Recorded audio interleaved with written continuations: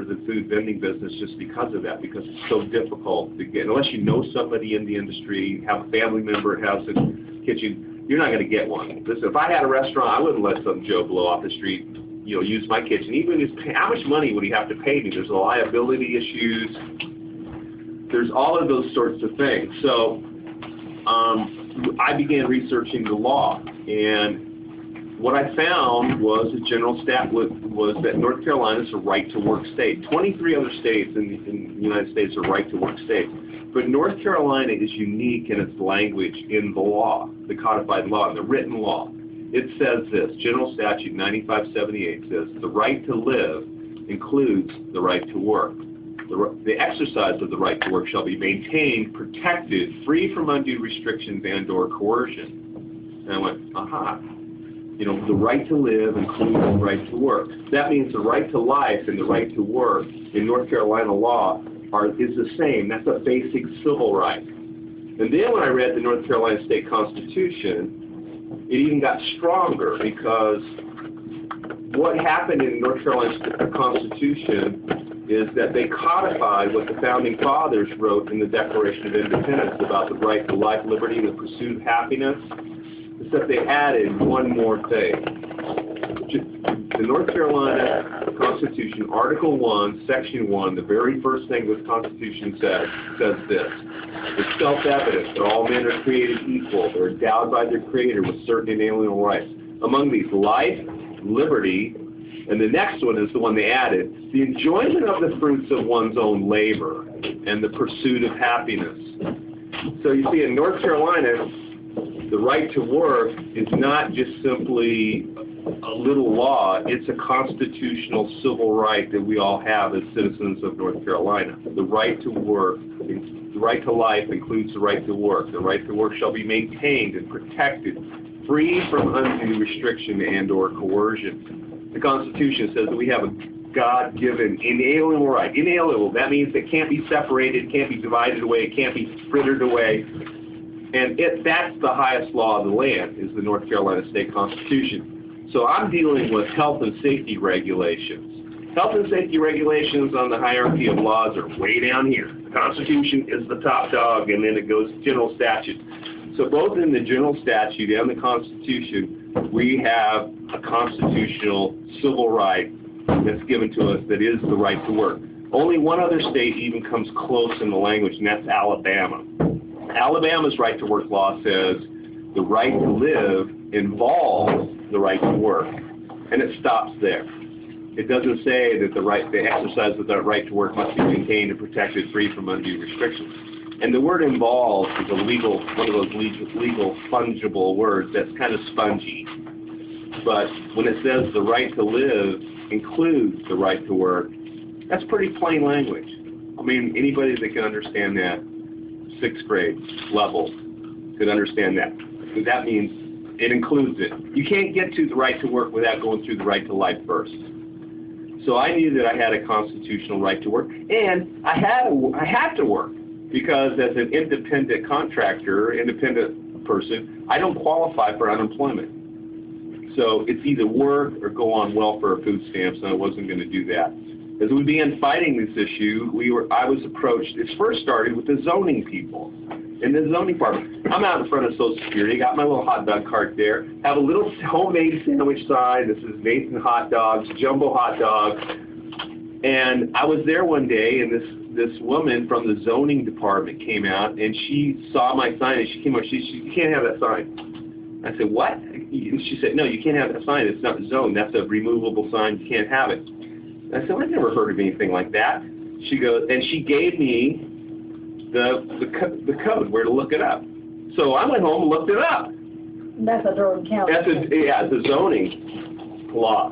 And so I looked it up and read it, and I said, you know, I have a First Amendment right. And I began researching the commercial First Amendment rights, and the First Amendment rights for commercial speech has changed over the years, and it's finally the pendulum starting to swing back to a real constitutional communication right.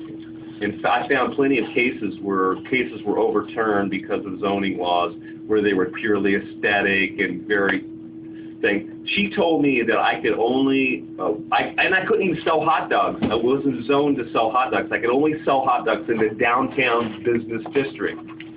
And I said, you're telling me that I can only sell hot dogs in that part of town, but I can't sell in this part of town. Isn't that sort of like saying you can only exercise your First Amendment rights on that corner, but not on that corner? She said, yeah, that's where. I said, well, what if I put the sign on my truck?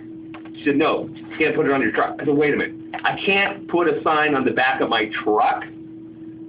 Finally, I said, I knew this was wrong. So first couple of times she came by the first time I put it away because I had to look it up. I looked it up. Second time, she came by again a couple of weeks later and so I took the sign, put it up. I ended up moving to another space, another location, and she came by and this time she pulled in and she said, I told you can't have a sign here. And I said, I have a First Amendment right and I also have the right to work and this is my business and I'm not going to take it away.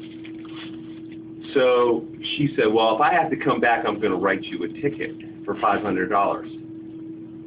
And I was at this corner where there was a cricket thing, and they had a big banner sign out, hanging on the side of their building. It said cricket. And I know she went in there and talked to the cricket owner there. And a few minutes later, he comes out and starts tearing down his sign. So I knew he talked to her about his sign. But he didn't tear down all the signs. He just tore down one of them.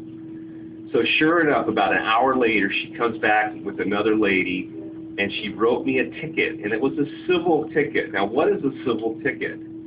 Well, it's not like a traffic ticket.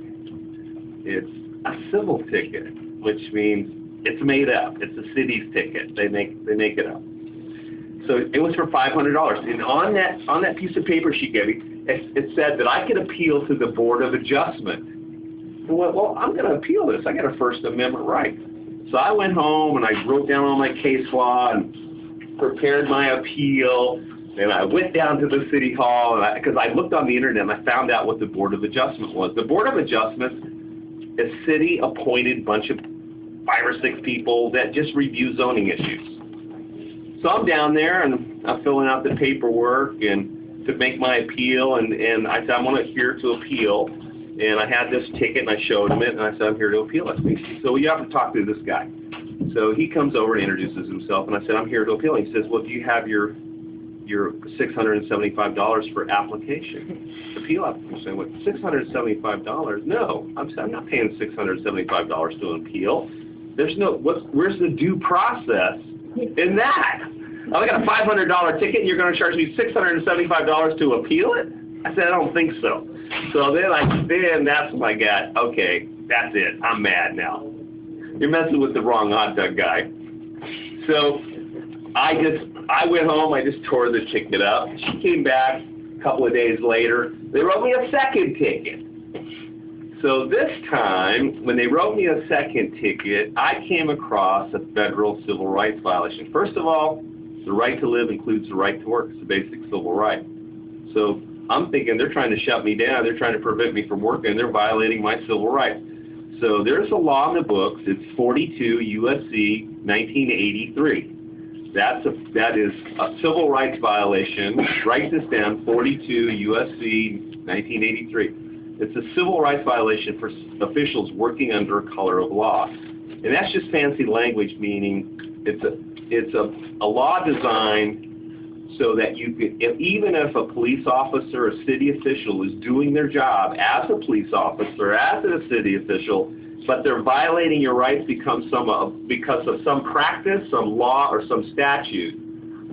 They're doing what they're supposed to be doing. They're not doing necessarily anything wrong, but they're violating your civil rights. They are liable to this lawsuit, and they can be sued personally.